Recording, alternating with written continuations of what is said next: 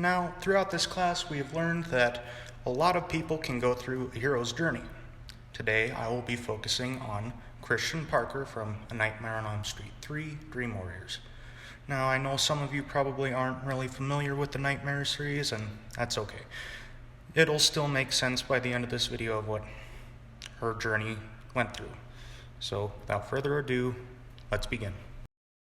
In the first scene of the movie, we see Kristen building a plaster house, but tonight she is going to experience a nightmare. It's not her first one, however, as we see through her sleep-deprived eyes and attitude. Her mother ultimately makes her go to bed, so once she goes to sleep, she meets a man by the name of Freddy Krueger. Now, throughout the dream sequence, we see her running away from him, then we see her wake up. Or so we think. She is still pretty much asleep, and Freddy actually makes it look like she cut herself. So that makes her mom worried, so she decides to send her to an institution for this sort of thing. In this institution, we will meet her mentor, her allies, and her friends. Now, who becomes her mentor? None other than Nancy Thompson. If you don't know, which you probably don't, Nancy Thompson was actually the protagonist in the very first Nightmare on Elm Street. She defeats Freddy in the end, even though he killed her best friends, her mom, almost killing her. I mean, Nancy's a badass, so that's where we come to play here. Up next, we have Max, a nurse for the institution and friend to all these guys, and Dr. Gordon, the psychologist who is trying to help these rambunctious teens with their silly little nightmares. So, yeah, that's those two. Next, we meet Taryn. She is a recovering heroin addict, and she has been put in here because she overdosed. Then Jennifer, a girl who burns herself, but has hopes to become an actress. How nice. This guy right here is Philip. Now, he is way too much into creating little puppets, but later on in the movie it makes up for a good part. Next is Kincaid, and he usually has outbursts and has to remain in solitary for a long time. Will, he is a surviving jumper, and he's paralyzed from the waist down, but he's also a giant nerd who plays D&D, so. And our final inmate is Joey. Now, Joey is a mute, but he's also horny, so he has to figure out some other ways other than catchphrases and pickup lines to get his urges under control, so to say. Last but not least, we have Donald Thompson. He's Nancy Thompson's father, and he plays a big role in the end of the movie. The trials that Kristen and her allies go through are their nightmares, and the first to go is Philip. As you can see, this is the cool part I was talking about. Freddy has sliced up his arms and his legs, and he actually uses his tendons to make him walk all the way up to the top floor of the institution and make it look like an apparent suicide jump. All the inmates see this, and then they are placed under lock and key, where they're not allowed to move freely throughout the institute anymore. The next night, as we can see, Jennifer is so shaken up that she is actually able to sneak out and go watch TV and study to become an actress. She's about to fall asleep until she decides to burn herself, but we later learn that that doesn't really do much good for her. The TV starts acting up, so Jennifer decides to go up and knock it around to see if she can get it to turn on again. But Freddy actually turns into the TV, and with one of his most iconic lines of any of the Elm Street movies, he says these words: "Welcome to Die, Bride, bitch." It's iconic. But he does end up killing her by smashing her head through the TV, making it look like yet another apparent suicide. After the two apparent suicides, Dr. Gordon finally trusts Nancy to do her thing, with an experimental sleep study to show off Christian's dream power. So, once Kristen pulls all of her friends into her dream, they get told that they too have special dream powers, and we're going to go through them here right now. In Will's dreams, he's able to stand up and walk around, but he's also Mr. Sorcerer Supreme because he's a goddamn nerd. In Taryn's dream, she is beautiful and bad. Like, badass, I guess, if you want to say. Kincaid is a strong boy, as he shows by bending this chair. And Christian now can do acrobatics because why not?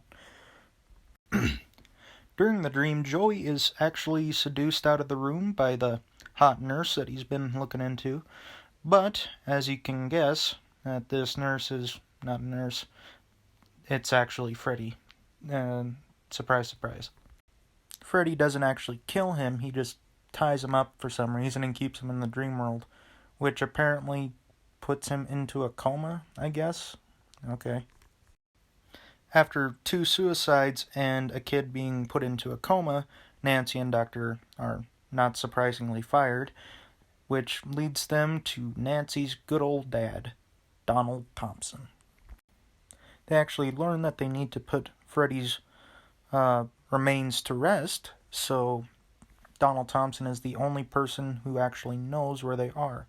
So him and Dr. Gordon decide to go to a scrapyard, but not before picking up some holy water and a cross. We end up jumping back to Nancy, where she tries to go find Christian, but Christian actually threw quite a fit that Nancy and Dr. Gordon were fired because they were only trying to help her. So Christian is placed in solitary and sedated. Nancy and the others are up for one more group sleep study so they can go help Christian in her dream, and yeah, Nancy spins a pendulum, and we get right to it. They all end up with Christian, but not before Freddy starts ripping the whole place apart and separating them. First person to fight Freddy is Taryn, and they start going at it with a little knife-on-knife action, but she ultimately ends up getting killed from a pretty cruel death. Freddy uses his powers to turn his finger knives into heroin needles. She dies of an overdose, and that's the last we see of her. Next up is Will, that little nerd, and he uses his little magic that he has to slightly hurt Freddy, I guess. But then Freddy shows him who the real man is and pretty much chokes him and stabs him in the heart.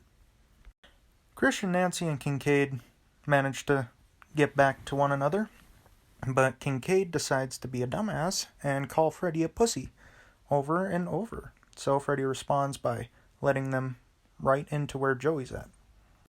They all see Joey and Freddy in the boiler room, and Nancy decides to say the worst thing that she possibly could by saying, "Let him go."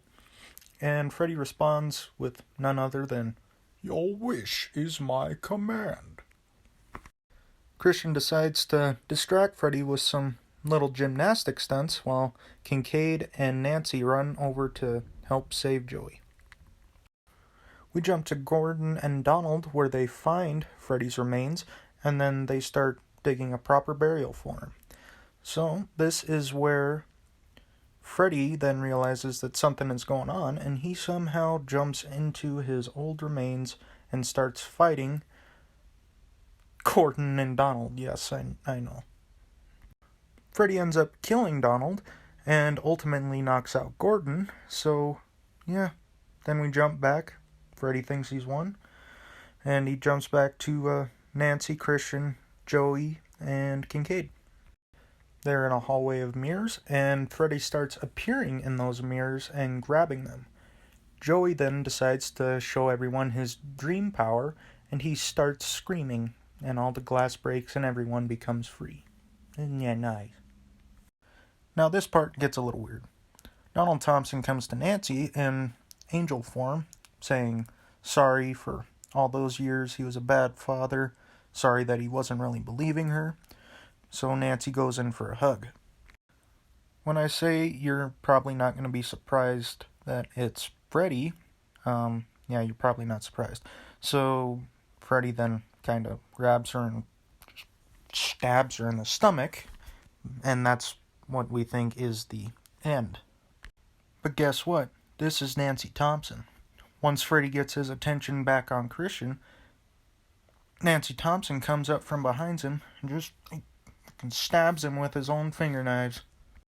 This gives Gordatron enough time to throw Freddy's remains into the hole that they just dug, which ultimately end up killing Freddy because Gordon uses the cross and the holy water to kick Freddy's ass.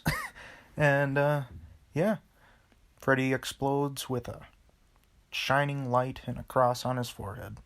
What a way to go. The movie just pretty much wraps up from there. Funeral scenes and stuff like that. And, yeah. I chose A Nightmare on Elm Street 3 because I find it just a fascinating movie, and I thought that the hero story really worked out well in this with Christian. She went through her call to adventure, her refusal to call, her mentor, meeting her enemies, crossing the threshold, vanquishing her foe, returning to the world, and becoming the master of both worlds. She is now the Dream Master, and her friends are, as you might say, the Dream Warriors. So thank you for watching this presentation. Hey guys, I just wanted to say thank you very much again for watching my presentation. You guys have been really great. Like seriously, all of your opinions, all of your ideas, they were great. And I just wanted to say thank you one last time. I hope you guys have a great summer, and just remember, if you're at a party, don't be the drunkest one there. You know why? Because I'm gonna be the drunkest one there. You guys have a good one. And ask that fat ass with the glasses anything you want.